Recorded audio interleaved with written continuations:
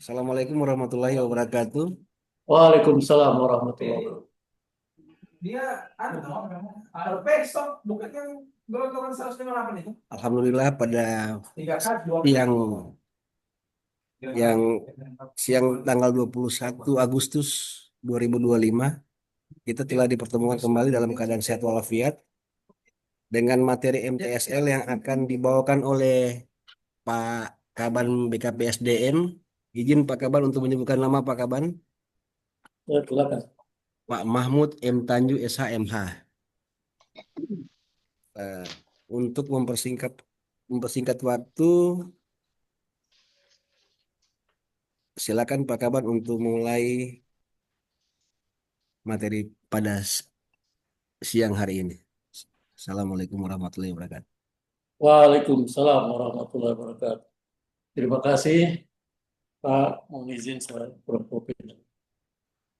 Izin saya mulai Silakan. untuk menyampaikan materi muatan teknis substansi lembaga sebagai salah satu mata pelajaran yang mesti kita sampaikan dalam kegiatan latsar ini.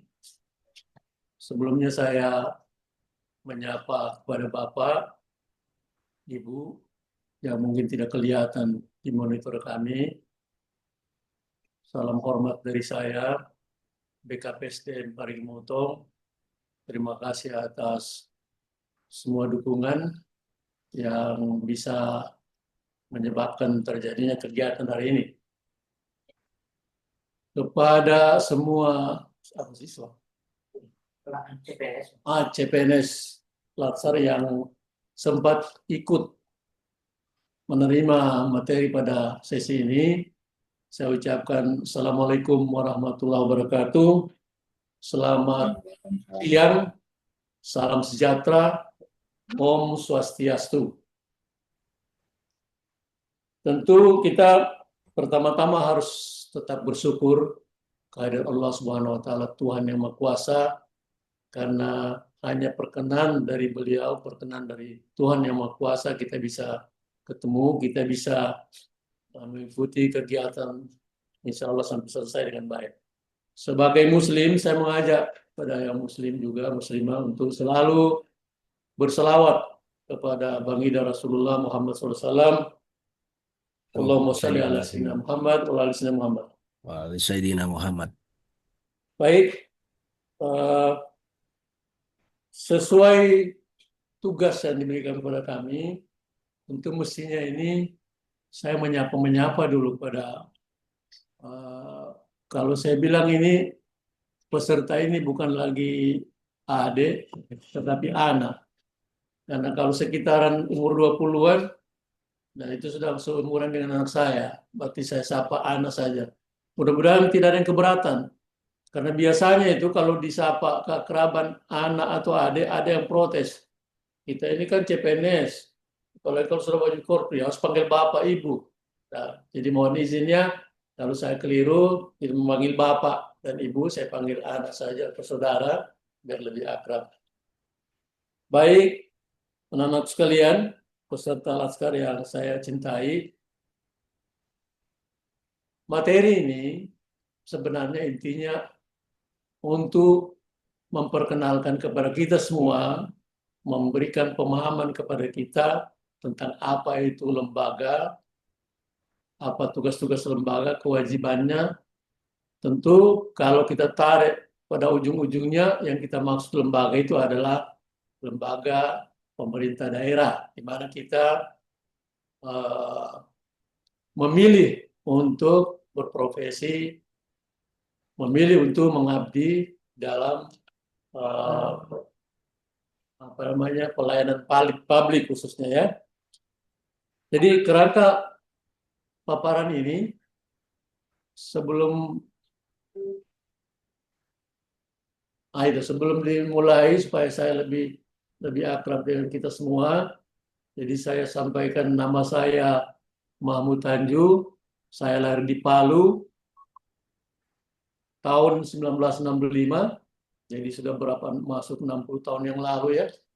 Kemudian saya sekolah di Palu, dari TK, SD sampai terakhir S1 itu di Palu. Makanya kalau saya biasa bercanda sama teman-teman di luar, dibilang Komio ini dari TK sampai S1 di Palu, tidak sakit punya kepala. Tidak. Makanya kalau kita ini apa namanya, sudah biasa kalau kena tumpuan-tumpuan yang di bagian kepala. Kemudian eh, pendidikan terakhir saya di S2 Hukum, kemudian waktu itu memang ada kerjasama dengan UNAS, jadi saya alumni UNAS tahun 2004. Baik, itu pembukaan perkenalan saya sebagai pertemuan awal ini. Kita lanjut pada kerangka paparan yang akan saya sampaikan. Ada pointer-pointernya, silakan nanti dicatat, silakan diperhatikan, anak-anak sekalian. Kerangkanya itu satu, membekali peserta dengan kemampuan untuk memahami visi, misi, tugas, fungsi, kebijakan, dan nilai-nilai organisasi. Itu tentu selaku calon aparatur negara, calon pelayan masyarakat, yang pertama-tama kita harus pahami dulu kita sekarang berada di posisi mana.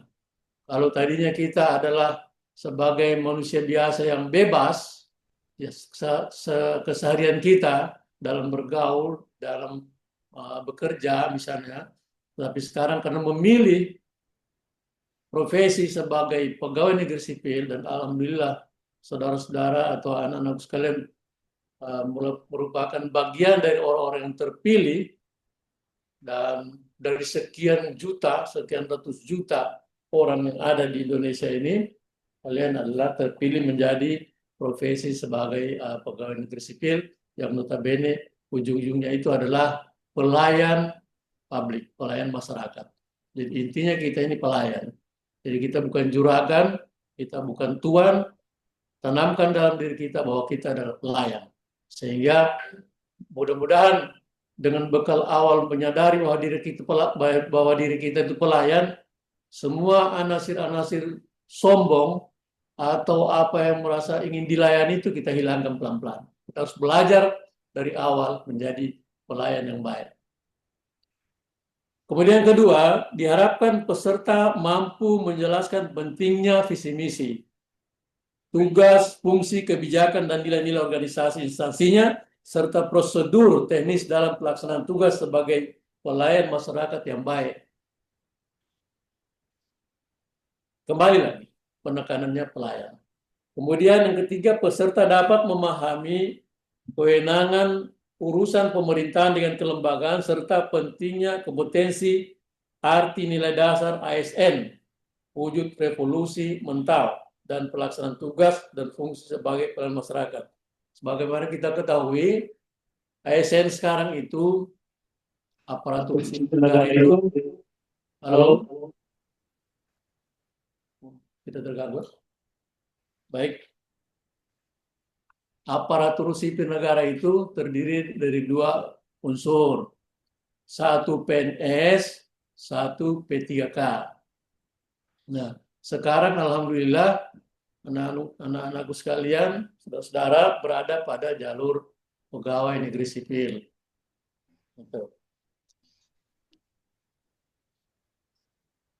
Kemudian kita lanjut di siklus pembelajaran. Ada lingkaran penyadaran, pembelajaran, pembiasaan. Jadi penyadaran itu dari kita dalam kondisi kita yang tidak siap menjadi siap, harapannya begitu. Jadi dari tidak siap menjadi siap sebagai PNS, sebagai pelayan. Kemudian pada peningkatan kemudian adalah mengubah dari situasi bisa tadi menjadi situasi tidak bisa menjadi bisa. Artinya setelah kita masuk di dalam ranah PNS ini, mau tidak mau kita terus akan belajar nanti. Belajar dari yang kecil, pelan-pelan, dan terus belajar tidak pernah berhenti, sehingga nanti kita bisa mengubah situasi dari kondisi yang tidak bisa saat ini menjadi ke depannya menjadi bisa. Itu harapan-harapan. Kemudian tentunya dari kedua fase tadi, dari situasi tidak siap menjadi siap, tidak bisa menjadi bisa, kemudian terus meningkat menjadi seseorang yang profesional, seseorang yang terampil, seseorang yang memiliki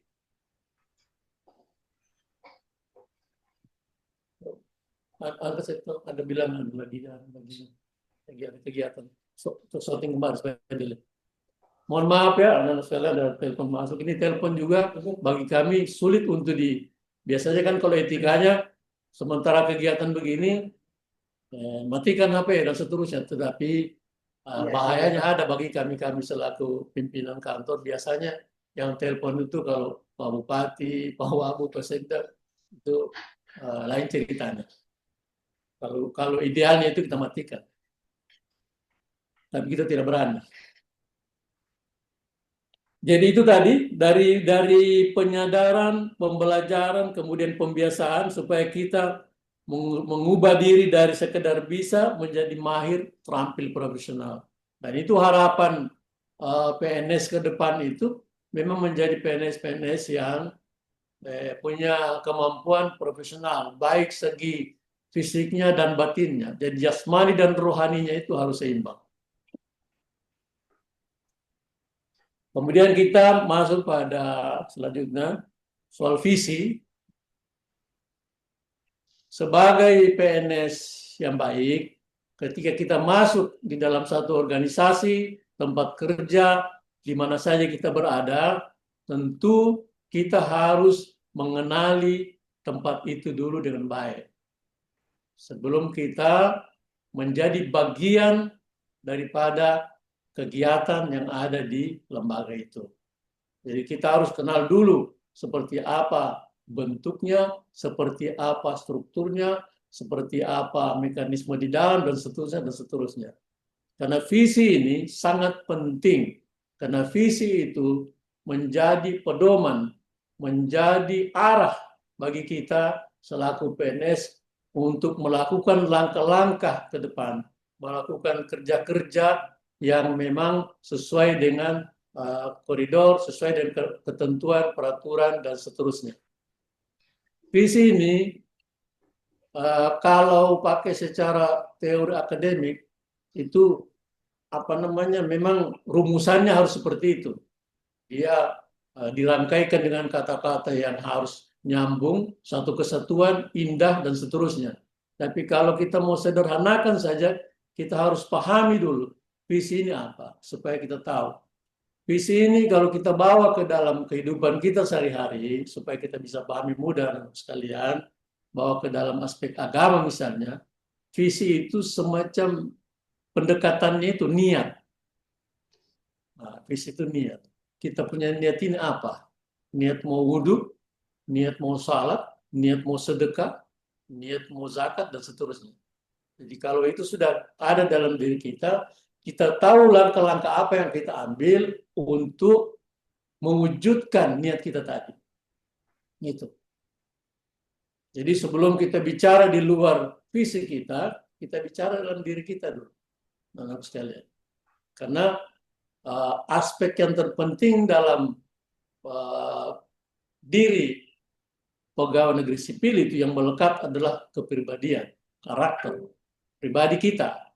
Kalau pribadi kita tidak terbentuk secara siap untuk menjadi pelayan, mental pelayan, itu nanti akan sulit kita bersama-sama untuk melakukan pekerjaan-pekerjaan, tugas-tugas pokok yang menjadi beban tanggung jawab kita ke depan. Saya berikan contoh. Kalau ada cermin besar di rumah, cermin yang satu badan bisa dilihat, kita berdiri di cerminnya. Kita perhatikan diri kita dengan baik. Kita lihat dari kepala. Kita lihat semua, leher, kaki, perut, dan seterusnya, sampai di kaki. Ketika kita kenali diri kita seperti apa, modelnya seperti apa, kita sudah bisa menentukan. Kalau misalnya contoh kita bawa ke olahraga, kalau kita mau jadi pemain voli, ya kita ukur tingginya kita. Kalau kita tinggi cuma 160, jangan menghayal jadi pemain basket, pemain voli. Jadi kita seperti itu contohnya. Jadi kita lihat kepala kita ini, rambut kita keriting atau lurus. Begitu juga kita punya otot, berotot atau tidak. Nah, berdasarkan potensi-potensi yang ada dalam diri kita itu, kita sudah bisa berniat. Saya mau jadi pemain bola, saya mau jadi pemain voli, saya mau jadi. Nah, kalau kita punya otak encer apa, saya mau sekolah betul. Seperti itu. Jadi kita kenali potensi yang ada sama kita, kemudian baru kita bisa menentukan niat mau jadi apa. Begitu juga lembaga, kalau kita tarik, begitu juga kantor.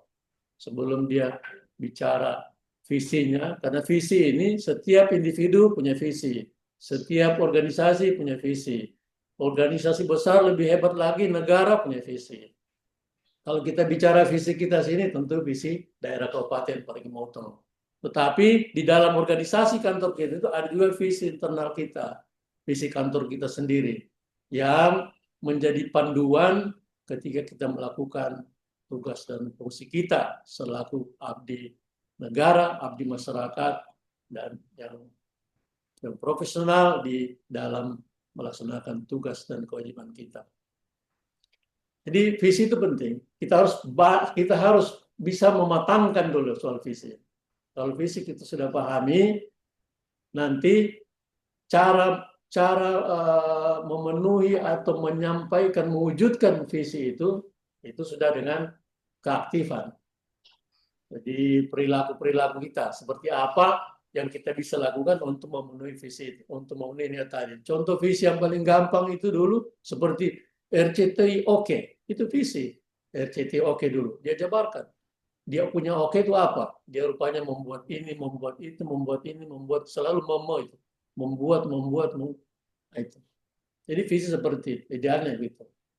Hanya kalau dalam rumusan visi kita ini, karena dia aspeknya aspek masuk akademis, kombinasi dengan kebutuhan yang ada real di masyarakat, maka dirangkaikanlah rumusan visi itu dengan sebuah kalimat yang bisa sekaligus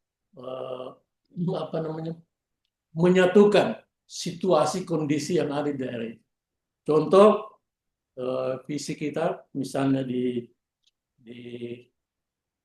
nah, kalau dalam teori dinyatakan di sini visi adalah pernyataan tentang gambaran situasi dan karakteristik yang ingin digapai oleh suatu organisasi atau lembaga pada suatu waktu tertentu. Nah, itu visi. Kurang lebih yang saya bilang tadi, visi itu niat. Kita mau apa? Kemudian misi tadi yang mendukung sehingga terwujudnya visi. Misinya apa? Sehingga kalau kita baca rumusannya di sini, misi itu suatu pernyataan yang berisikan hal-hal yang harus dilaksanakan sebagai bentuk usaha yang nyata untuk mewujudkan visi organisasi atau lembaga. Kan? Tidak lari jauh dia. Jadi ke situ dia punya ke arah itu. Jadi kita tetapkan visi, lembaga tetapkan visi, kemudian bagaimana mencapai visi itu tentu menggunakan misi. Apa misi kita? Misi kita misi penyelamatan, misi kita misi mensejahterakan rakyat, misi mendatangkan benefit segala macam, masalah keuangan, itu misi kita. Saya kira itu yang bisa saya antar di dalam pemahaman soal visi dan misi secara teori. Mudah-mudahan kita bisa sepaham dengan itu dan bisa memahami secara utuh apa yang dimaksud dengan visi dan misi. Meskipun di dalam rumusan-rumusan seperti ini dia tidak ada yang baku. Dia kalau namanya pemahaman itu pasti setiap orang punya pemahaman yang berbeda-beda. Berbeda itu boleh Yang penting kita tahu bahwa tujuannya itu satu, ya kan? Kemudian kalau ini pergi motong ini, anak-anakku yang ikut latsar ini pergi motong kurang lebih 89 orang. Ini kan kelas ini digabung. Informasi disampaikan kelas angkatan 14 dan angkatan 15. Jadi seperti kita, kalau visi kabupaten kita, Parigi Motong ini, itu sudah dirumuskan, Parigi Motong maju, mandiri, dan berkelanjutan. Bertumpu gerakan membangun desa. Itu kalau kita jelaskan lagi, Parigi Motong maju itu ya, maju. Ini namanya niat kita mau maju. Visi tadi niat, harapan yang kita gantung setinggi langit. Kita mau maju, kemudian kita mau jadi daerah yang mandiri, kemudian semua yang kita lakukan dalam kebaikan untuk kesejahteraan rakyat ini terus meningkat, dan berkelanjutan. Tidak cuma berhenti, karena biasanya itu kita ini kan begini. Ini situasi kita punya kondisi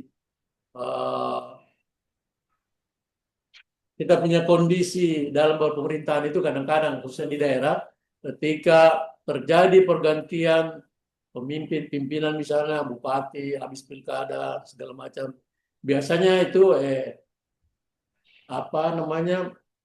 konsistensi pembangunan pemerintahan dan program kegiatan proyek dan seterusnya itu sedikit mengalami evaluasi ulang biasanya begitu dan itu sunatullah. Dan itu suatu hal yang tidak perlu menjadi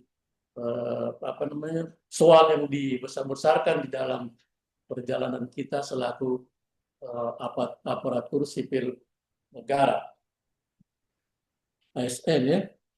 Kemudian pembangunan kita itu selain berkelanjutan, juga diharapkan itu membangunnya dari desa. Jadi kalau bahasa-bahasa nasional yang kita dengar-dengar bisa desa kuat, negara kuat. Kan begitu kan? Desa maju, negara maju. Desa ancur, negara tetap maju. Nah, ancur itu kan desa kan bagian kecil dari pengusaha negara. Tapi kalau seluruh desa ini maju, negara maju. Itu visi kabupaten kita. Kemudian di dalam mencapai visi yang sudah kita tetapkan, yang sudah ditetapkan oleh kita daerah, itu tentu harus dilakukan langkah-langkah nyata. Nah, langkah-langkah nyata inilah yang dirumuskan di dalam 5 poin penting misi kabupaten dalam mencapai visi. Yang satu, meningkatkan kesejahteraan masyarakat melalui pemberdayaan ekonomi rakyat. Jadi selalu bicara pemberdayaan masyarakat, pemberdayaan ekonomi. Kenapa ekonomi? Sepanjang perjalanan saat ini, problem utama yang ada di daerah, di desa dan mana itu adalah soal kalau zaman Pak Harto dulu soal perut. Kalau kita kecilkan ini masalah ekonomi, kita kerdilkan rumusan ekonomi ini soal perut, soal makan. Sehingga kalau orang tidak lapar, orang kenyang, makannya cukup, insya Allah dia terlalu banyak melakukan hal-hal yang di luar daripada ketidakpatutan yang sebagai anggota masyarakat. Sehingga dirumuskan pemberdayaan ekonomi. Pemberdayaan ekonomi ini kan luas. Dari aspek pendapatannya, sudah cocok, sudah bisa dia beli kebutuhan sehari-hari, dia bisa pergi di mall, dia bisa rekreasi, dia bisa belikan sedikit hadiah-hadiah untuk keluarganya, dan seterusnya. Itu di luar makan dan minum. Kemudian yang kedua, mewujudkan pembangunan infrastruktur yang merata. Alhamdulillah di Parigi Motong ini kalau kita lihat perkembangan pembangunan infrastruktur itu dibanding tahun-tahun sebelumnya itu bergerak terus ya, untuk selalu menyiapkan terutama bangunan-bangunan yang berskala besar yang bersifat pelayanan-pelayanan publik, kemudian juga ada pertemuan-pertemuan dagang, ekonomi, seperti pasar dan seterusnya, perbaikan-perbaikan di bidang lain, itu sudah kelihatan dan diupayakan merata dari ujung kalau kita sana dari Sausu kalau ujung sekali di ujung Sausu desa apa? Dari Maliali itu di Sausu sana sampai ke Molosipat batas. Karena kita ini Parigi Motong ini bentangannya kita kurang lebih 340-an kilo dari arah selatan garis terus sepanjang pantai sampai ke wilayah Gorontalo. Jadi kita berbatasan dengan Poso dan Gorontalo di utara. Molosipat itu. Jadi betul-betul pembangunan itu penuh dengan perhitungan-perhitungan yang sifatnya prioritas dan non prioritas berdasarkan kajian-kajian tertentu tentunya ya, sesuai kebutuhan dan kemajemukan masyarakat di situ. Dari aspek ekonominya, budayanya, dan seterusnya. Ada ilmu tersendiri kalau itu. Kemudian ketiga itu mewujudkan kualitas pembangunan sumber daya manusia yang berdaya saing. Jadi ujung-ujungnya juga pembangunan itu yang dibangun manusianya. Kalau manusia bagus, insya Allah yang lain-lain itu mengikuti. Sama dengan pelayanan. Sebagus apapun sistem yang kita buat sekarang ini, inovasi-inovasi sudah jutaan itu inovasi yang ada di sana, di pusat itu. Diklat-diklat dan seterusnya. Tetapi itu kalau kita lihat di medsos atau di informasi-informasi yang ada di media, masih ada juga kan aspek-aspek pelayanan yang mengecewakan sebagian daerah, sebagian masyarakat. Itu tidak bisa digeneralisasi, tidak bisa diambil tarik garis umum bahwa pelayanan kita jelek segala tidak. Tetapi itu bagian dari evaluasi yang mesti kita perhatikan. Tidak boleh kita anggap sebelah mata. Tetap sekecil apapun masalah yang muncul, sekecil apapun cacat yang ada dalam pelayanan itu harus kita ambil untuk dievaluasi menjadi pelajaran dan kita untuk memperbaiki tentu ke depannya. Jadi sumber daya manusia ini di mana-mana leadingnya itu di BKPSDM. Kalau untuk di daerah ya, BKPSDM itu menjadi leadingnya untuk membangun manusia. Nah kadang-kadang membangun manusia ini kan kalau kita pakai teorinya lagi, di sana ada anggaran, di sana ada prioritas dan seterusnya. Nanti itu alasan-alasannya nanti itu di kantor di mana saja anggaran kurang, terbatas dana dan seterusnya. Apalagi kalau kita update sekarang ini, situasi negara kita kan kalau soal uang lagi susah-susahnya ini. Lagi nandasa orang bilang ya.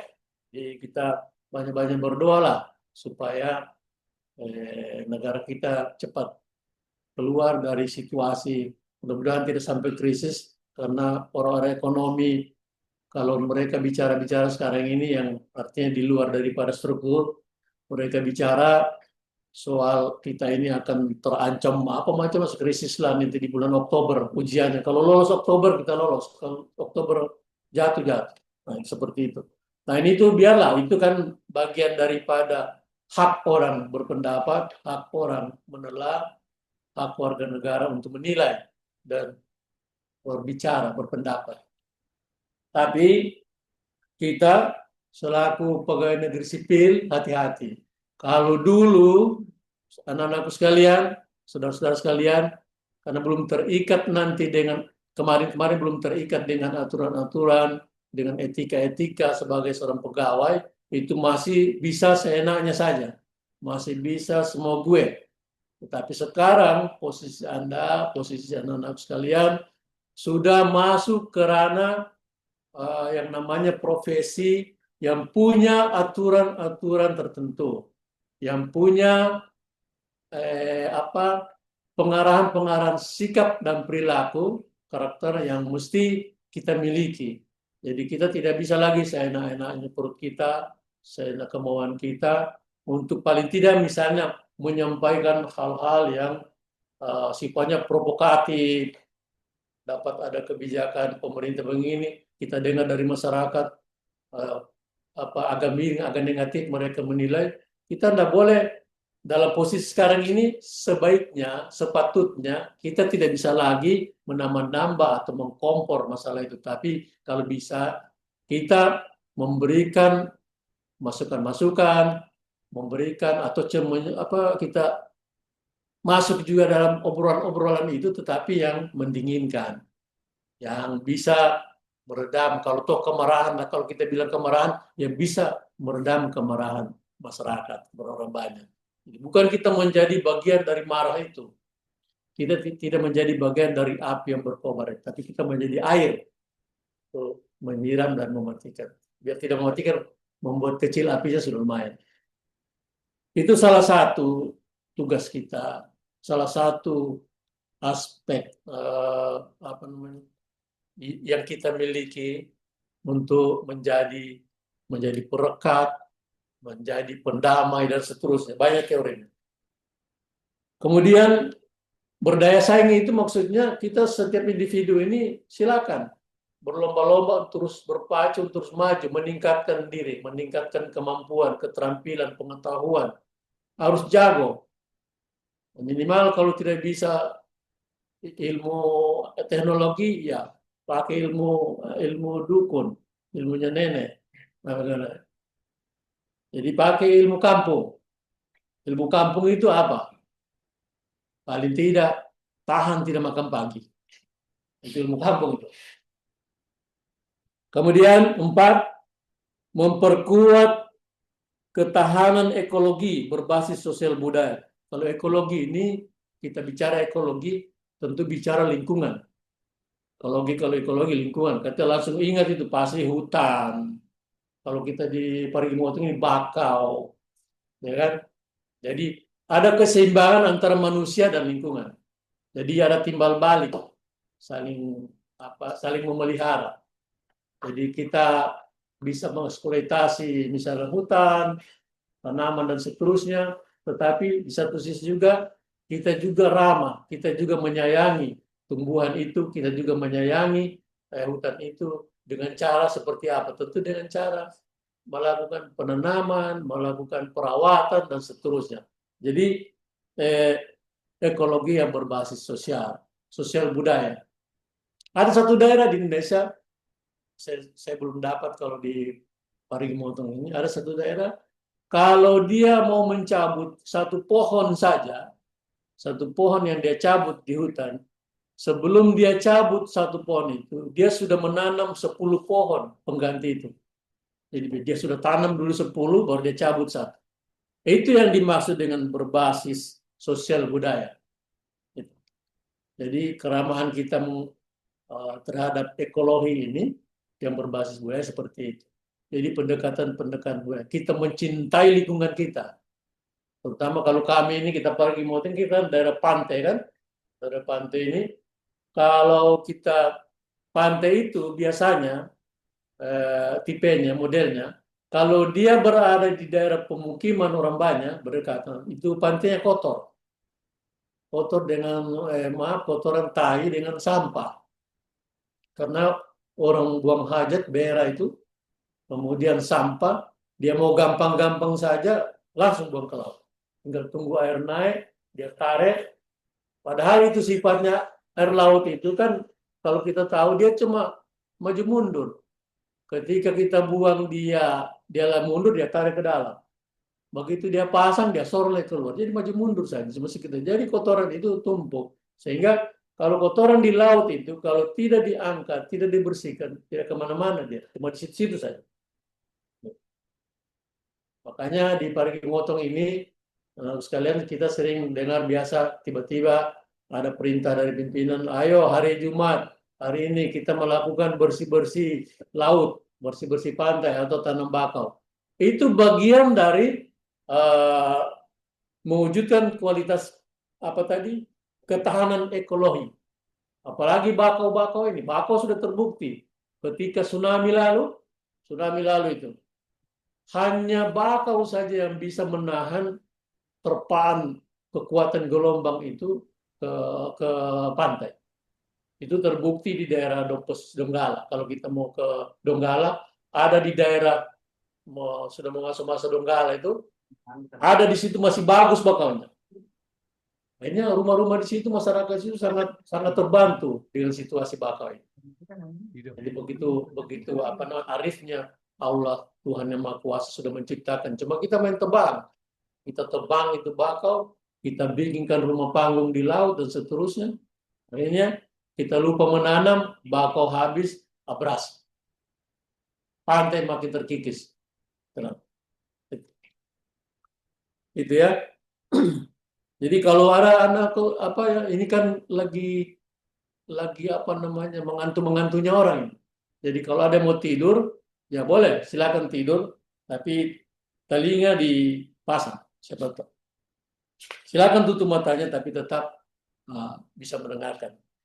Kemudian yang kelima, melaksanakan tata kelola pemerintahan yang berkualitas. Nah, ini kualitas ini selalu. Kualitas ini kan dia abstrak. Kalau dia tidak bisa dikasih nomor dia. Dia berlawanan dengan kuantitas, bisa dikasih nomor 1, 2, 3. Kalau kualitas ini rasa puas, enak, nyaman, bahagia dan seterusnya. Jadi kualitasnya. Jadi rupanya dikelola pemerintahan ini yang kita sasar ini adalah kualitasnya. Kalau di dalam pencapaian visi ini, di misi kita kelima melaksanakan tata kelola pemerintahan yang berkualitas. Nah, bagaimana kita memperoleh hasil yang berkualitas? Tentu juga harus didukung oleh pengelola-pengelola yang punya kualitas supaya hasilnya berkualitas. Kalau tidak berkualitas, ya mungkin. Kayaknya salah satunya untuk mempersiapkan ASN-ASN yang berkualitas itu, di awal mereka masih jadi CPNS, sudah dibekali dengan latsar ini. Dibekali dengan pendidikan-pendidikan sifatnya, kalau dulu bilang prajabatan. Paling tidak, dia mengenali dirinya, dia mengenali statusnya dari pemuda biasa, yang hari-hari cuma nongkrong di dego-dego, nongkrong di kafe dan seterusnya, bukan berarti saya katakan itu buruk, tetapi sekarang sudah bertambah beban tanggung jawab lagi menjadi aparatur sipil negara, menjadi panutan, mestinya jadi panutan. Jadi itu menjadi contoh teladan. Jadi itu 5 misi kabupaten di dalam pencapaian visi yang disebutkan di atas tadi. Saya kira itu, ini apa dikasih selesai itu belum? Tidak ada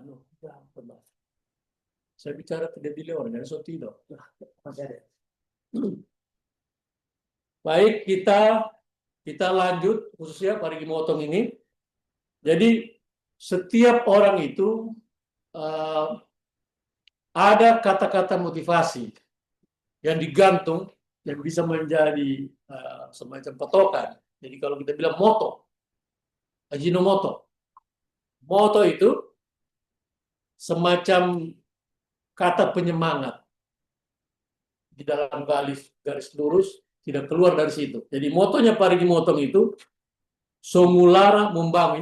Ini bahasa daerah. Songulara Membangun ini bahasa gabungan dari bahasa yang ada di Parigi Motong ini. Bahasa daerah, Tara, bahasa Lauje, bahasa segala macam, sampai bahasa Tialo di ujung itu. Jadi Songulara Membangun. Artinya satu hati membangun. Kalau letterlehnya. Tapi kalau kita kembangkan dalam pemahamannya, satu tekad yang bulat, satu semangat untuk membangun negeri demi kepentingan rakyat, demi kepentingan bersama. Itu maksudnya. Jadi kepentingan rakyat bersama itu rakyat Parigi Motong. Ya. Jadi ketika bilang apa moto? Sama dengan kita diri pribadi harus ada juga motonya kita. Misalnya menjadi pelayan yang baik itu ada moto motivasi diri. Jadi misalnya contoh, kita punya moto menjadi orang yang bermanfaat bagi orang lain. Itu kan semua tuh. Jadi saya harus bermanfaat bagi orang lain. Atau saya menjadi yang lebih terampil, lebih pintar dari yang lain, atau lebih profesional dari yang lain. Itu moto semua. Kemudian selanjutnya bisa dipahami itu moto ya. Jadi moto Kabupaten Parigi Motong Songmularang membangun satu tekad, satu hati, satu semangat untuk membangun negeri. Oke, lanjut. Sampai jam berapa? Sekarang jam berapa? Supaya saya pelan-pelan. Yang sudah masuk akal. Oh, masih jam 11. Kemudian ini tidak perlu. Ini cuma aturan undang-undang yang mengatakan bahwa undang-undang dulu tentang pemerintahan daerah itu dari Undang-Undang Nomor 5 tahun 74, kemudian ada reformasi, masuk pada era desentralisasi, era otonomi daerah tahun 99, kemudian mendapat koreksi lagi ketika itu, kan namanya undang-undang itu begitu, dapat koreksi oleh masyarakat, oleh kaum apa namanya intelektual, orang kampus dan seterusnya, stakeholder lain, sehingga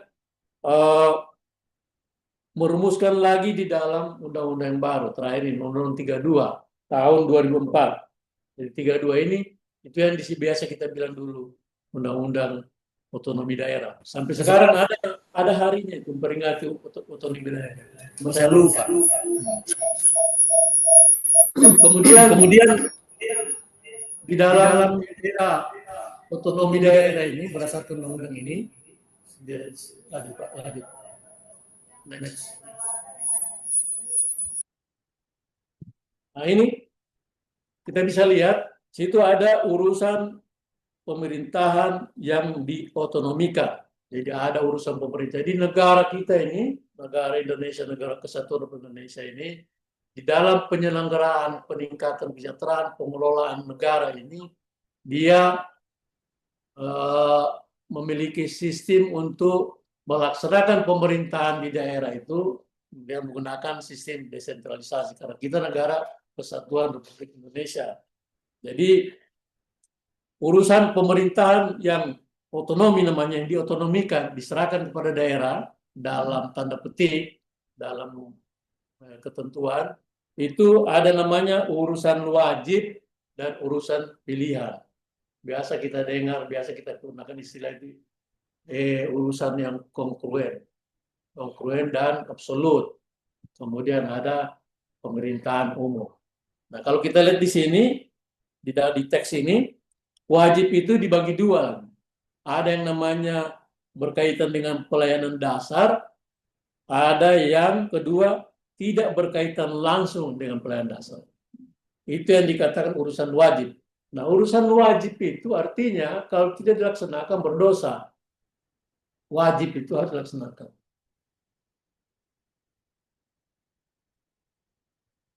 Apa saja yang menjadi urusan wajib kita bisa lihat di sini dalam rumusan undang-undang. Ini rumusan undang-undang ya dimuat di dalam satu soal pendidikan itu wajib mencerdaskan kehidupan bangsa umum. Kemudian kedua kesehatan. Jadi urusan pendidikan, urusan kesehatan, urusan pekerjaan umum, urusan sosial, urusan ketentraman, ketertiban umum, serta perlindungan masyarakat, itu menjadi wajib diurus oleh pemerintah. Kemudian urusan perumahan. Jadi ada 6 urusan wajib. Terus ditanya di mana yang lain? Urusan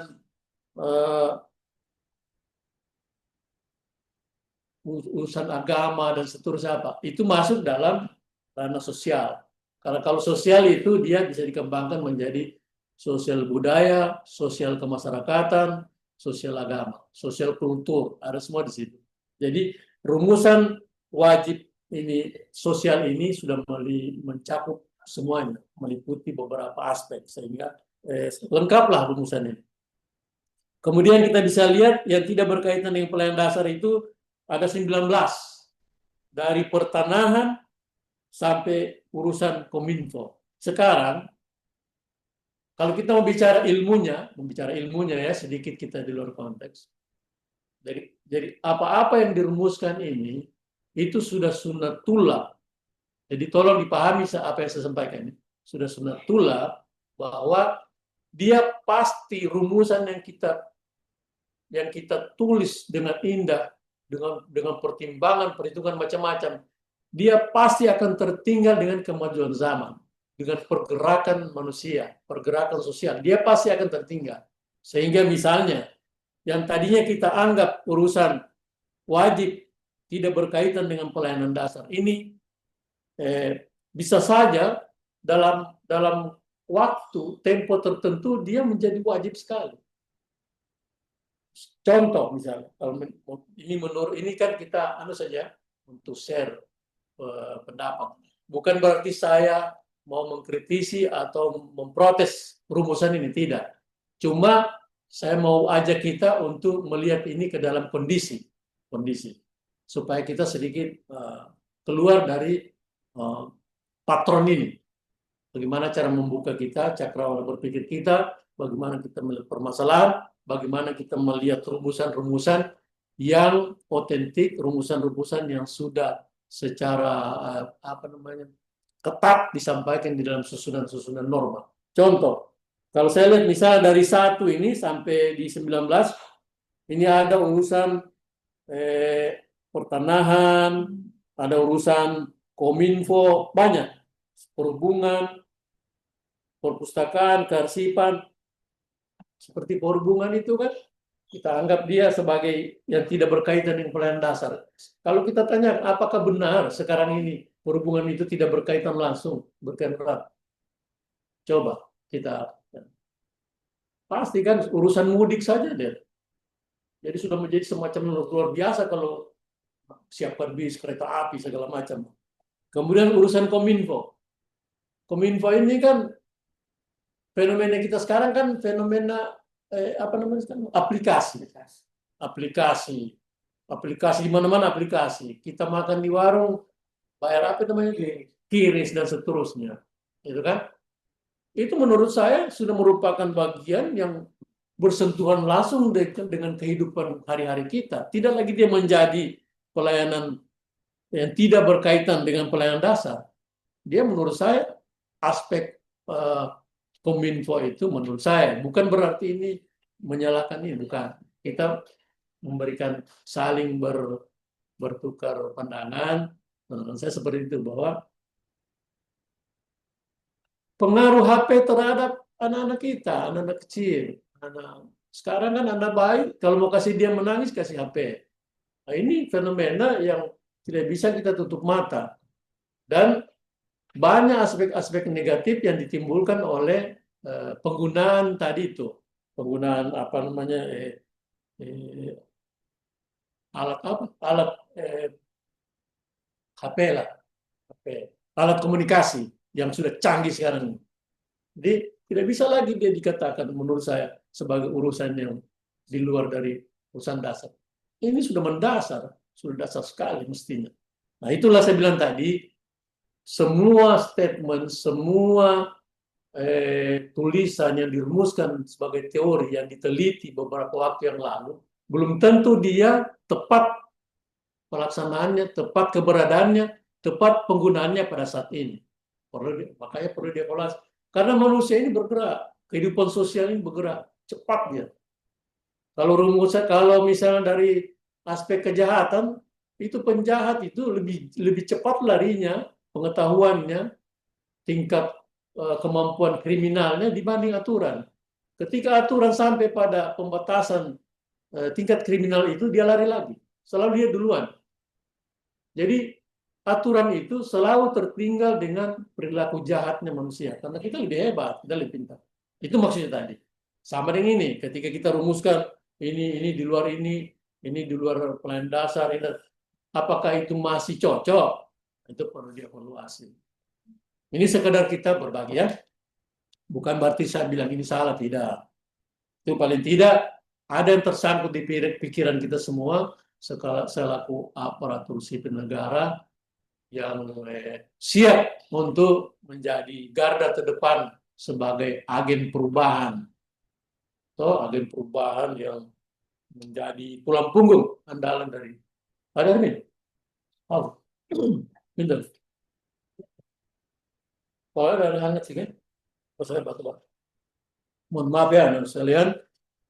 Jadi seyogianya pertemuan ini paling asik itu kalau dalam pertengahan penyampaian saya lagi asik-asik bicara, ada yang mungkin protes, ada yang ingin bertanya, ada yang menyampaikan saran, gagasan, dan seterusnya, supaya suasana ini hidup. Karena saya sekarang ini posisi bicara dengan monitor.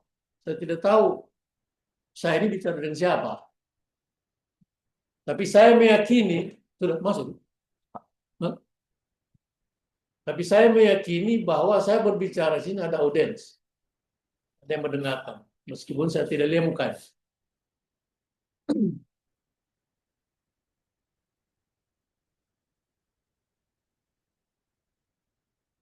Jadi seperti itu ya.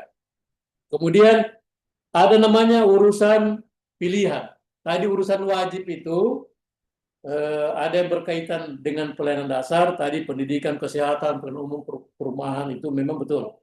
Itu dasar yang berkaitan langsung. Kemudian ada yang tidak berkaitan dengan pelayanan dasar. Cuma perlu dievaluasi. Apakah yang ada di item 19 ini masih tidak berkaitan langsung? Itu perlu diteliti kembali. Kemudian ada namanya urusan pilihan. Ini dipilih. 1 sampai 8. Ada namanya kelautan dan perikanan. 1, kelautan dan perikanan. Kemudian yang kedua, pariwisata. Ketiga, pertanian. 4, kehutanan. 5, energi dan sumber daya mineral. 6, perdagangan. 7, perindustrian. 8, transmigrasi. Dari 8 item yang dimuat di dalam urusan pilihan ini, kita bisa lihat di parigi motong itu yang mana yang pas dia. Benar. Ya kan? Kita uji di poin 1, kelautan dan perikanan. Kita tahu bahwa daerah kita ini terdiri dari 2 alam. Alam laut dengan alam pegunungan. Tidak usah lagi dibilang tempat tinggal, datar ya. Jadi kombinasi antara gunung dan laut, angkatan laut dan angkatan darat. Nah, berarti yang pas untuk pilihan, menjadi pilihan kita adalah mengurus laut, mengurus perikanan. Karena Teluk Tomini ini sudah diteliti oleh peneliti yang hebat dari luar negeri. Didapatkanlah ilmunya bahwa pada waktu ada siklus alur tertentu, Teluk Tomini ini rupanya tempat bertelurnya hampir semua ikan yang ada di samudra. Samudra apa tidak tahu, yang dekat-dekat situ atau yang dari jauh. Pokoknya masuk semua di Teluk Tomini pada siklus waktu tertentu, mereka bertelur. Datang bertelur saja di Teluk Tomini. Semuanya bertelur. Nah, jadi semua jenis ikan apa saja di sini jutaan, miliaran mungkin ya ikan yang ada di Teluk Tomini. Artinya potensi kelautan kita dari aspek perikanan tok saja itu sudah sangat kaya raya. Kaya raya toh? Kalau kita bicara, karena potensi laut yang ikannya luar biasa. Ikannya kalau ikan Napoleon ada di sini mahal. Belum lagi taripang, belum lagi lobster dan seterusnya, mahal semua. Tapi yang ironis ini. Saya sampaikan informasi ini kepada kita selaku pemula di dalam profesi pegawai negeri sipil.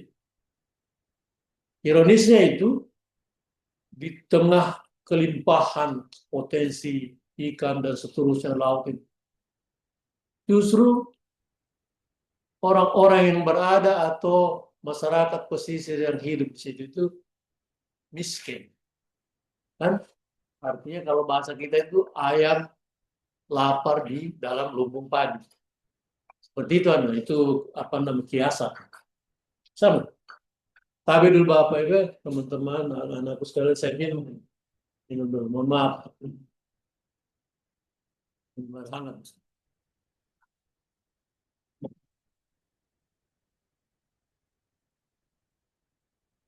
Inilah. Terima kasih. Kasih Bu Yul. Jadi foto-foto saya. Foto. Oh, dapat laporan juga. Kemudian kita lihat tadi kelautan kita luar biasa, laut kita potensinya luar biasa. Sehingga sangat tidak masuk akal kalau sebenarnya kita ini masih masuk dalam kategori penduduk miskin, masyarakat miskin yang berada di pesisir pantai. Mestinya mereka itu penikmat utama hasil laut, ikan dan seterusnya. Mestinya. Karena potensi laut, ikan laut yang ada di, saya cerita sedikit, di Teluk Tomini ini, karena tadi batelur di situ, cuma datang batelur saja, begitu dia sudah jadi ikan, dia balik. Ada siklusnya, dia balik pula dalam skala yang besar itu. Nah, nelayan-nelayan hebat ini yang profesional, yang sudah maju, negara maju, Jepang, Korea, dan seterusnya itu, mereka itu sudah menunggu, seperti kalau bahasa kita ada gerbang yang dilewati oleh ikan itu, mereka sudah menunggu di situ. Dengan kapalnya yang canggih, menangkap ikan-ikan itu masuk ke dalam kapal, langsung keluar sudah jadi ikan black. Sudah jadi ikan yang ada yang setengah jadi dan seterusnya. Seperti itu potensi. Jadi mereka cuma memahami alur itu dia tangkap. Kita di Teluk Tomini ini termasuk Gorontalo, Sulawesi Tengah, kita pergi motong sebagian Poso ya. Nah itu cuma alhamdulillah menjadi tempat bertelur. Mudah-mudahan ke depan ini menjadi perhatian bersama. Kemudian kedua, aspek pariwisata. Pariwisata ini sekarang ini kan kalau pariwisata sifatnya tinggal skalanya dilihat. Kalau pariwisata yang sifatnya domestik, yang hari-hari untuk dugem apa itu, semua masyarakat itu sudah kreatif. Semua pantai itu mereka tata, desa terutama dia tata atau yang pribadi, sudah bisa tanpa duduk-duduk. Udah kafe laut apa. Itu sebenarnya itu bagian daripada unsur-unsur yang menunjang kalau ketika kita mau fokus pada pembinaan kepariwisataan. Kan kalau mau pariwisata itu dihitung semua itu. Berapa pengunjung, berapa ini. Yang pertama harus kita bangun hotel, apa. Kalau bangun hotel lagi, kita hitung lagi. Hotel ini sampai masuk. Sampai mau tidur sini. Dihitung juga jarak dari Parigi ke Palu, jarak ke Poso. Jadi banyak indikatornya, banyak hitung-hitungannya yang secara teori, secara pakar-pakar itu sudah menghitung dan sudah menganalisa. Mereka analisa. Jadi ada yang coba-coba bangun hotel, alhamdulillah. Berapa tahun ini tutup dia. Seperti apa itu? Hotel apa sana? Sana di Lebo. Grand Mitra. Ada sini andalan. Ikonnya Parigi dulu Grand Mitra. Pokoknya kalau Parigi hotel Grand Mitra, Grand Mitra. Yang lama mana sudah Grand Mitra biar lampunya tidak ada. Nah, itulah bagian dari proses. Karena ini barang ini salah satu konsep contoh saya sampaikan di sini. Waktu itu kita di pariwisata ini mencoba menangkap wisatawan yang meluncur ke Ampana, ke Touna. Karena di Touna itu, Touna dan Luwuk ya, ada Touna Luwuk, itu mereka punya potensi laut, wisata laut menyelam segala macam itu luar biasa.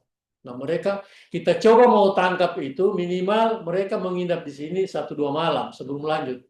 Jadi itu sudah dibuatkan macam-macam, sudah didesain supaya mereka berhenti. Tinggal main kasar tidak. Kalau yang halus, yang secara teori sudah. Tapi kalau main palang belum. Misalnya di Palang tuh, mana ada sini wisatawan asing. Dia boleh pergi, tiru sini dulu, 2 malam. Tapi tidak bisa, kan tidak boleh. Cara-cara yang tidak dibenarkan agama dan aturan negara, hukum. Tidak boleh. Jadi kita sudah coba, ternyata rata-rata mereka itu eh, tidak ada singgah langsung. Kalau ada singgah cuma singgah makan lapar kencing apa. Akhirnya hotel-hotel yang dipersiapkan itu mati pelan-pelan. Kemudian kenapa? Karena memang itu sudah tadi. Kalau tidak ini barang ini kalau tidak didesain secara bersamaan, komprehensif, kerjasama dengan daerah-daerah sekitarnya, membagi potensi, membagi metode dan seterusnya supaya saling mendukung dalam kawasan pariwisata bersama itu baru bisa. Kalau masing-masing orang bilang boto-boto di sini, di orang kaya bilang boto-boto, boidota, semua gue tidak bisa, tidak akan bisa. Karena orang dari seperti dari Makassar langsung lu bisa pesawat kan, sekarang dari Ampara pesawat ada juga kan, nah, sudah, jadi semua ada. Jadi Parigi ini sebenarnya kalau menurut saya itu tempat yang tergantung dia, tergantung. Malah kan kita saudara-saudara kita di sini kalau mau belanja mall, mall nonton, ya kan? Yang mereka singgah di sini cuma yang diandalkan itu Lalang Patoboli, ya kan? Lalang Patoboli ya seperti apa cuma itu kuliner biasa, belum sampai dia belum membumi, masih kuliner biasa. Ketika bicara Toboli, kalau sudah bicara Toboli pasti Lalang Pak. Jadi itu ya. Kemudian soal pertanian kita Parigi Motong luar biasa yang mendukung kita punya pembangunan segala macam ini pertanian. Kita lumbung padi, lumbung beras untuk Sulawesi Tengah. Kemudian bagi penataannya nanti dalam keseharian kita akan tahu seperti itu. Saya hanya memperkenalkan saja bahwa daerah kita ini begitu. Hutan kita, Agus, kita ini. Cuma memang sebagian sudah ada yang gundul. Karena rupanya modelnya hutan kita ini, dia itu gondrong dian di depan, bota di tengah. Jadi gondrong di depan saja, bota di tengah. Begitu juga di anak. Saya pengalaman pribadi saya pelajari itu di Jalan Palu Parigi ini. Saya pelajari. Lama saya bolak saya tahu. Rupanya itu rumah-rumah itu Pak, itu modus saja. Ketika dia bangun rumah di antara, bangun warung di antara, tidak ada orang mau singgah sini. Tidak ada. Kenapa? Ada di bangunan di sini rumah. Ternyata itu tempat turunnya kayu. Jadi sengaja menyamar menjadi warung apa segala macam. Kalau dicerita lah itu kompleks. Siapa-siapa terlibat di situ kompleks. Terus kita masuk ke sini. Yang jelas hutan kita ada, cuma perlu lagi ditanam, direduisasi atau dikasih perbarui dan seterusnya. Kemudian energi, 5 energi dan sumber daya mineral. Kemudian perdagangan, perindustrian, transmigrasi, ada semua kita. Tinggal mana prioritasnya untuk dikedepankan dalam pembangunan, mendukung terciptanya percepatan-percepatan yang membuat rakyat sejahtera. Karena kita bola-balik, jungkir balik melakukan perencanaan pembangunan seterusnya ini cuma untuk rakyat. Bagaimana rakyat itu tidak lapar, bagaimana rakyat itu tidak susah makan, bagaimana rakyat itu gampang berobat, bagaimana rakyat bisa sekolah. Itu saja, Pak. Kalau dia bisa gampang masuk, gampang berobat, sekolah tidak mengeluh, tidak lapar dan seterusnya, sudah itu. Cuma itu sekitar itu. Kemudian beri akses luas menjadi untuk berkarya, untuk bekerja, untuk segala macam di daerah ini. Kemudian daripada itu, urusan pemerintahan itu sebenarnya intinya, makanya dirumuskan secara umum, pemerintahan itu ada 3 dia. Namanya urusan absolut, kemudian konkuren, yang tadi ini konkuren namanya ini. Konkuren itu artinya penyerahan urusan-urusan dari pusat ke daerah. Daerah melaksanakan. Begitu kalau absolut itu urusan pusat yang memang tidak bisa diganggu-gugat. Kayak pertahanan keamanan, moneter, dan seterusnya itu kan. Soal agama, itu memang pusat. Absolut itu. Kemudian pemerintahan umum. Ada 3. Pemerintahan umum itu pemerintah jenis-jenis apa kewenangan atau kegiatan apa saja yang diserahkan langsung oleh presiden dalam hal ini kepala pemerintahan kepada pemerintahan daerah, notabene gubernur, bupati, wali kota diserahkan. Biasa kita dengar ada asas dekonsentrasi dan dekon. Nah itu dekon itu pelimpahan kewenangan pusat kepada gubernur disertai dengan pembiayaannya, tapi tetap menjadi tanggung jawab pusat. Itu dekor. Itu urusan-urusan begitu biasanya berkaitan dengan urusan stabilitas, misalnya apa namanya wawasan kebangsaan, pembinaan wawasan kebangsaan, terus kerukunan umat beragama, antar umat beragama, inter beragama, kerukunan itu yang menjadi yang dilimpahkan kepada gubernur, bupati, wali kota. Kemudian juga bagaimana koordinasi antara instansi vertikal. Biasa di sini kalau kita dengar, kalau adik-adik sekalian pernah dengar itu namanya Forkompinda, Forum Komunikasi Pimpinan Daerah. Ya, nah, itu sudah yang dibilang. Jadi koordinasi antara instansi vertikal. 15 menit lagi. Alhamdulillah. Jadi itu apa namanya? Itu inti sebenarnya akan disampaikan pada pertemuan ini. Kemudian yang paling pokok itu adalah nanti satu poin selaku aparatur sipil negara. Kalau saya dulu pindah, saya sudah membangun karakter diri kita masing-masing. Ada di sana etika, ada di sana budaya kerja, ada di sana sopan santun dan seterusnya. Sampai hari ini penilaian pribadi saya memang terjadi degradasi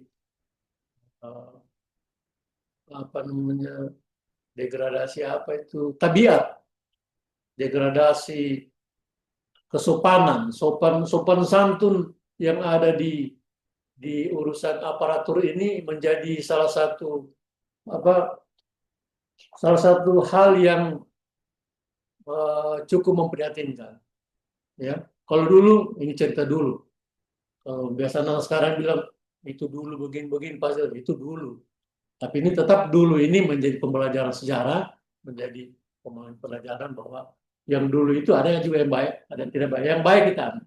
Kalau dulu itu penghormatan bawahannya sama pimpinannya itu luar biasa. Bukan takut, tapi hormat. Beda takut itu, beda hormat. Kalau hormat itu tidak dibuat-buat, tapi kalau takut itu dibuat-buat. Karena ketika dia lihat pimpinannya lagi marah, sering apa, dia takut.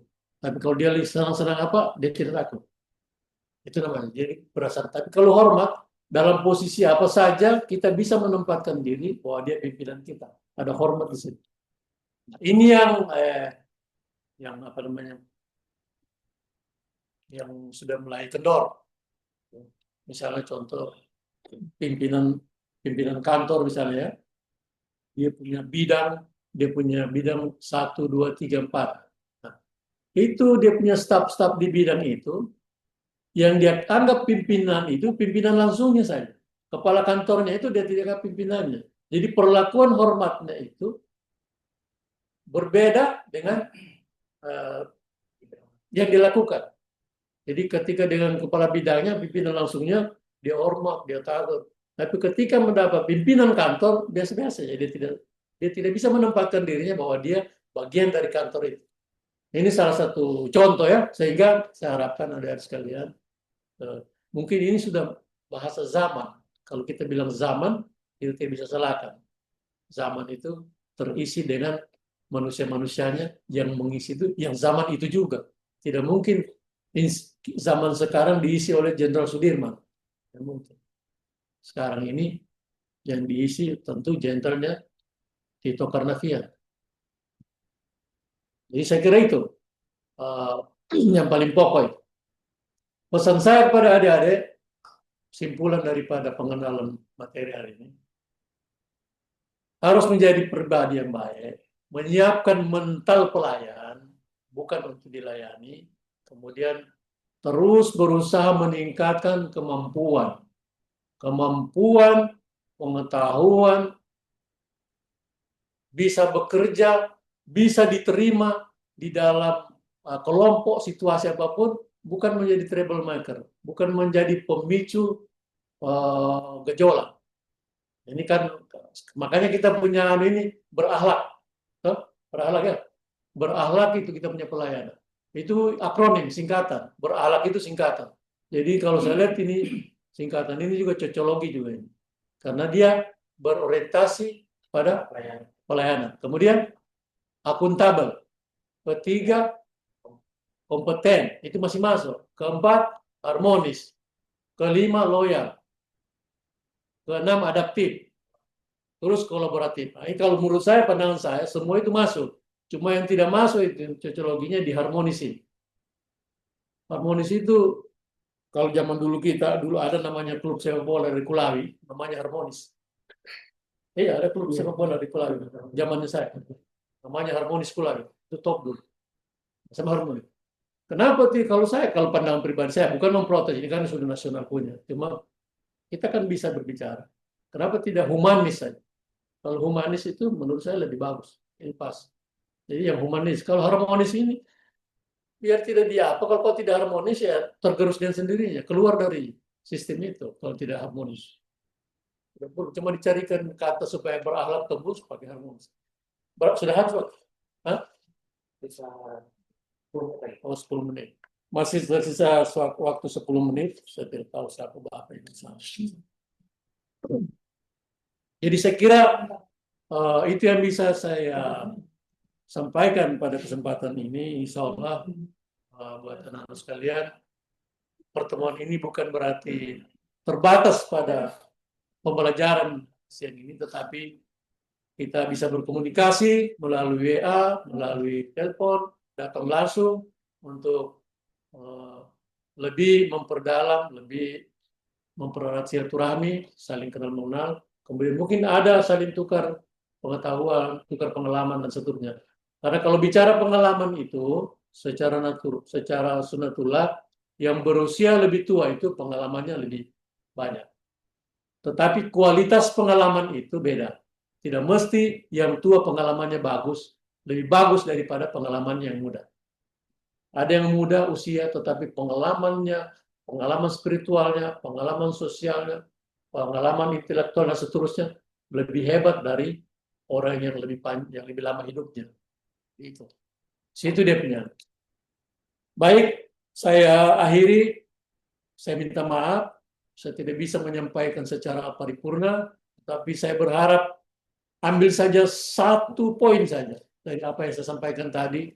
Satu saja yang bisa menjadi bekal kita, bahwa kita ini adalah pelayan, jangan pernah menempatkan diri sebagai tuan di dalam kantor, dan harus profesional. Ingat, kalau kita profesional dan kita mampu bekerja, menguasai IT, teknologi, biar kau sementara tidur di dalam gua, dicari dengan senter. Karena kau punya kemampuan itu. Tapi kalau orang cuma bergaya saja di kantor, dia punya setelan yang luar biasa, tetapi tidak mampu bekerja. Ketika dikasih tugas, hilang dari kantor, itu biasanya didoakan, terus balik-balik kantor. Tapi kalau bicara, sudah dia yang paling banyak protes. Begini tidak dikasih tugas apa, padahal dikasih tugas lari. Itu karakter. Jadi kepada kita ini ada anak saya yang baru, usahakan menjadilah PNS yang baik ke depan. Yang baik ini kan abstrak, minimal yang baik bagi diri sendiri. Saudara, kalau diri sendiri baik, insya Allah akan memancarkan kebaikan itu kepada orang lain, kepada lingkungan dan seterusnya. Saya kira itu. Terima kasih atas perhatiannya. Dan ada sesi tanya ya. Jadi sebelum saya akhiri, misalnya kalau ada pertanyaan, tapi kalau tidak ada, lebih bagus supaya kita bisa istirahat karena mengantuk kan. Kita jam 3. Jam setengah 3. Tapi kalau toh mau bertanya, itu tetap haknya saudara-saudara sekalian. Jadi saya akhiri, terima kasih, mohon maaf. Assalamualaikum warahmatullahi wabarakatuh. Selamat sore, salam sejahtera untuk kita sekalian. Om Santi Santi Santi Om. Waalaikumsalam warahmatullahi Waalaikumsalam wabarakatuh. warahmatullahi wabarakatuh. Waalaikumsalam. Waalaikumsalam warahmatullahi wabarakatuh, Pak. Baik, terima kasih Pak Kaban, BKPSDM, Pak Mahmud, atas kesempatannya memberikan materi MTSL pada siang hari ini. Masih ada waktu sedikit Pak Kaban, mungkin bisa untuk sesi tanya jawab. Siap, siap. Ya, silakan teman-teman. Silakan kalau ada adik-adik, Ya, anak-anakku yang silakan. Dari angkatan 14 dan 15. asal jangan bahasa Inggris dan matematika. Silakan ditanyakan. Ya, kalau tidak ada, hanya dua saja. Menerima Paham. semua yang kita sampaikan dengan memang tidak dengar. Betul itu, Pak. Oke, saya kembalikan Pak ke moderator. Iya. Bagaimana teman-teman? Ada yang ingin bertanya? Ada yang ingin tanyakan, unek-unek apa? Kalau tidak ada satu Apalagi terkait materi? Ini paling semua, Pak. Oh, iya bagus. Izin Pak Arif. Arif, Arif, ya, Arif mana? Siapa tahu bisa dipandu. Arif, Iya. Ya, ya ada Pak Arif ini. ya. Siapa tahu bisa dipandu untuk teman-teman. Oh silakan, silakan. Kalau memang ada, Silakan. Yang ingin bertanya, raise hand. ada yang mau tanya mungkin besok hari apa? Hari Jumat besok. Cuma besok. Anissa mungkin. Arjun. Ada, Siapa? ada sama Polri. Oh coba Anissa sama Korea ada kan? Dari BKPSDM, Pak. Dari BKPSDM. Hadir Bapak. Ada Nah, 3 kalau Hadir, nggak salah. Pak. Ya. mungkin ada yang ditanyakan Bu Caca. Ya, ditanyakan. Kebetulan kabarnya sendiri yang Tanya. memberi materi. Coba, Kapan cair?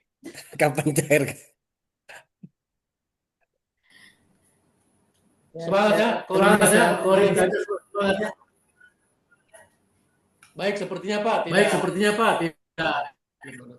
Tidak bisa memahami situasi jam-jam kritis ini. Iya.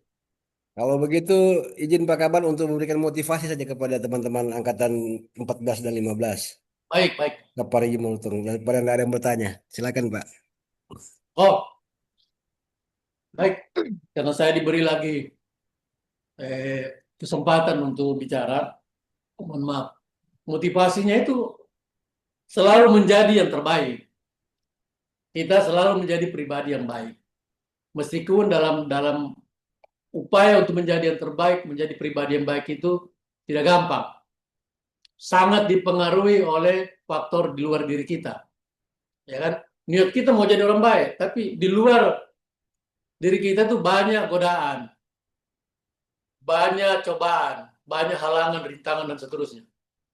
Tapi, dari awal tadi saya bilang, sebagai manusia, terutama kita yang beragama, harus punya niat, punya tekad, visi diri namanya. Apa itu visi diri? Niat. Saya mau jadi ASN misalnya, niatmu begini. Saya nanti 5 tahun kerja ini, setelah 5 tahun saya sudah harus S2, umpamanya. Sekolah. Itu visi ke depan. Saya nanti dari tidak tahu komputer ini, saya menjadi programmer. 5 tahun ke depan misalnya. Dari saya disuruh-suruh berketik ini, ke depan saya yang membuat skema segala macam. Itu ada. Terus mau memotivasi diri untuk meningkatkan. Yakin saja, kalau kita punya kelebihan, punya kemampuan yang lebih dibanding orang banyak, kita pasti menonjol. Nah, kalau orang menonjol itu, biar ditutup, tetap menonjol. Ya kan? Jadi biasa bahasa keren itu. Jadi seperti intan. Biar dilihat dari sisi mana saja dia menimbulkan cahaya. Begitu juga dibilang emas. Biar dibuang di comberan dia tetap emas. Dia bukan tembaga. Ya kan? Jadi itu selalu menjadi yang terbaik. Anak-anak sekalian. Caranya kalau di kantor tingkatkan kemampuan. Tingkatkan kemampuan.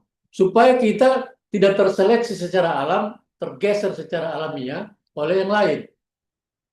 Karena itu di kantor itu persaingan luar biasa. Persaingan luar biasa.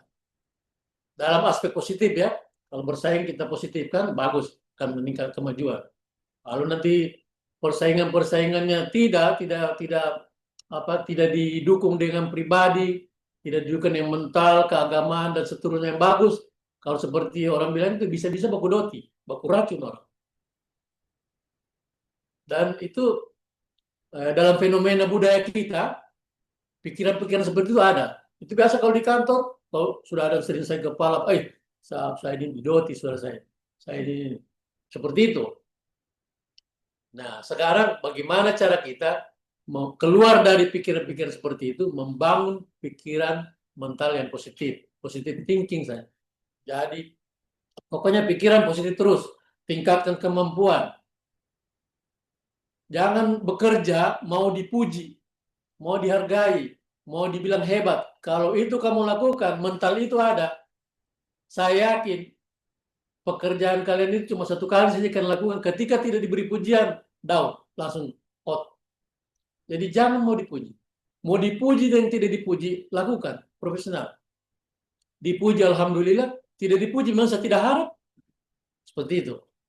Jadi, kemudian kalau nanti di kantor, ada juga anunya. Dia punya kiat. Kalau di kantor itu, tidak usah urus-urusannya orang. Tidak usah urus-urusannya orang.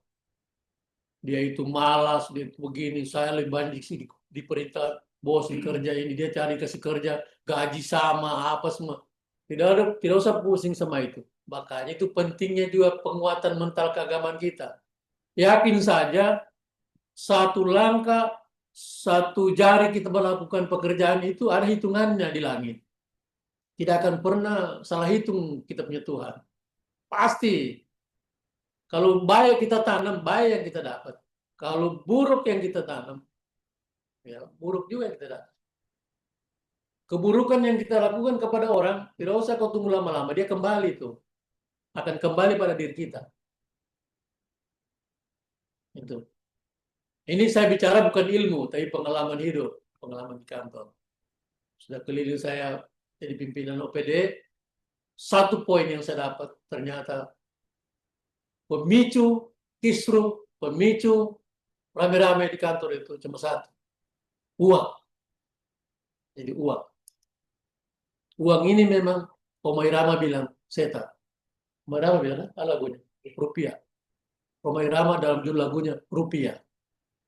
Jadi rupiah ini sangat berpengaruh pada kinerja di dalam satu organisasi. Makanya kalau kita urus-urusannya orang, terus kita tidak melihat diri kita seperti apa, gitu sudah. Kita mesti tahu diri kita. Kita ini tidak dilibatkan kenapa? Malas, bodoh, atau nembong. Dari kita. Ada pimpinan itu, tipe pimpinan, saya kasih tahu. Dia satu kali suruh anggotanya, dia terus lihat. Oh ini tidak bisa. Satu kali saja dia suruh. Karena dia sudah lihat, dia sudah nilai. Dia tidak salah. Kemampuannya, motivasinya, kemauannya, ketaatannya. Dia tidak paksa. Karena ada biasa nanti tipe, mohon maaf, nanti akan kalian dapat. Ada tipe, dia di kantor paling banyak bicara. Pokoknya dia pemborong, kiri kanan. Dari ujung ke ujung dia pemborong. Tapi ketika diberikan tugas sama pimpinan, hilang dia. Lari dia. Tapi kalau protes nomor satu.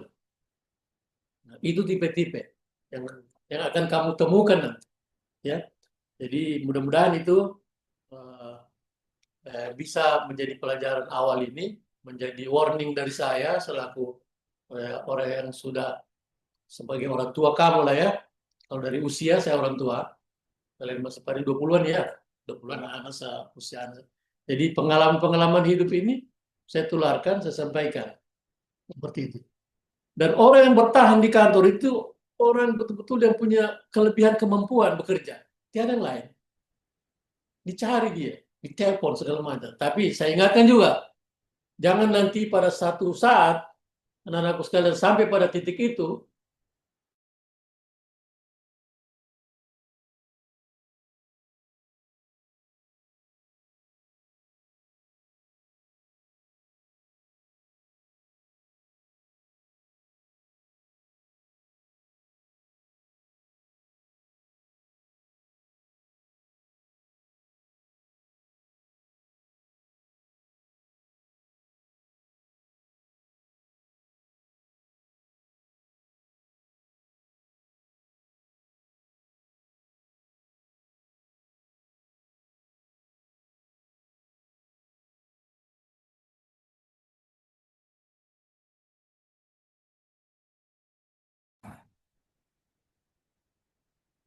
Hmm.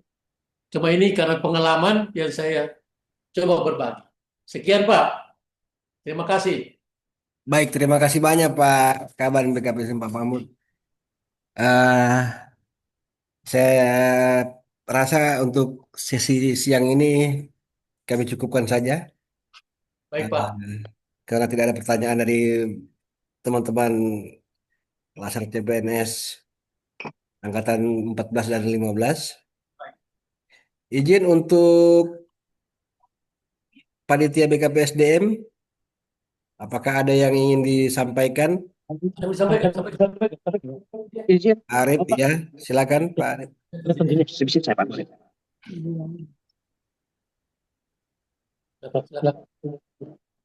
Izin untuk penyampaian Pak Kaban tadi.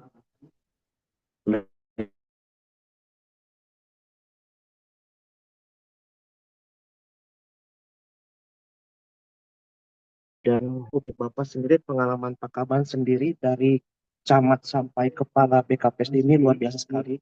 Karena dari pengalaman beliau, supaya teman-teman bisa share juga, bisa jadi bahan pertimbangan. Pak Kaban ini riwayat jabatannya itu pertama camat Kecamatan Motong. Nah, setelah jadi camat, Pak Kaban sempat jadi Kepala Bagian Hukum Sekretariat Daerah Kabupaten Parigi Motong, kepada Bawasda atau Inspektorat. Dulu masih Bawasda Pak Kabannya. Sekarang sudah Inspektorat. Nah, lalu setelah itu jadi sempat jadi Pak Sekwan, Sekretaris Dewan, Asisten Administrasi Umum, dan sempat jadi staf ahli. Nah, Kepala Badan Pendapatan Daerah, Kepala Dinas Sosial, dan terakhir Kepala BKPSDM kita saat ini. Jadi kalau menurut pengalaman beliau ini sudah banyak sekali. Jadi buat teman-teman adik-adik sekalian, diharapkan apa yang disampaikan tadi ini itu perlu untuk diingatkan kembali, dipahami, dan kalau bisa diterapkan untuk kehidupan sehari-hari. Karena ini semua yang dijelaskan sebagian besar itu tidak ada di materi substansinya. Nah, jadi apa yang dijelaskan mohon dipahami, mohon dimengerti karena itu semua nasihat dari orang tuanya kita,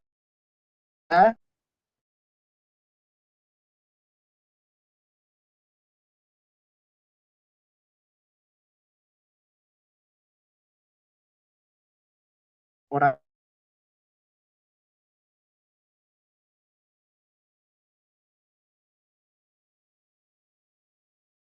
yang paling berpengaruh untuk menghilangkan C-nya Bapak, Bapak Ibu, calonnya PNS-nya itu. Jangan nanti PNS-nya hilang, calonnya masih ada. Nah, itu yang lebih kita pahami. Jadi untuk itu saya perhatikan juga sebagai bahan evaluasi kami di Parigi Motong ini, mohon maaf Bapak dari provinsi, ada beberapa kita perhatikan dari peserta ini itu kurang, artinya kurang disiplin terkait dengan background yang ada. Ya, betul Pak. Kedua itu terkait dengan izin tanpa ada keterangan di catatan pesan. Ya, Nah, karena saya perhatikan dari tadi ini Bapak, izin Bapak evaluator supaya ya, jadi bahan ya, pertimbangannya kami juga. ya, baik Pak. Nah, kedua, ketiga juga kalau saya perhatikan ada yang minum tadi. Dan yang terakhir atribut ada yang belum mengenakan. Dan lebih fatalnya ada mematikan layar. Iya, betul Pak. Ah, Ya, kami jadi memberikan istilahnya keleluasaan untuk panitia BKPSDM dari kabupaten untuk menilai masing-masing. Karena kita cuma sampai di sini, artinya kita provinsi lebih lebih lebih lebih tinggi lagi untuk memberikan sanksi. Cuman kan tetap ada koordinasi dengan BKPSDM.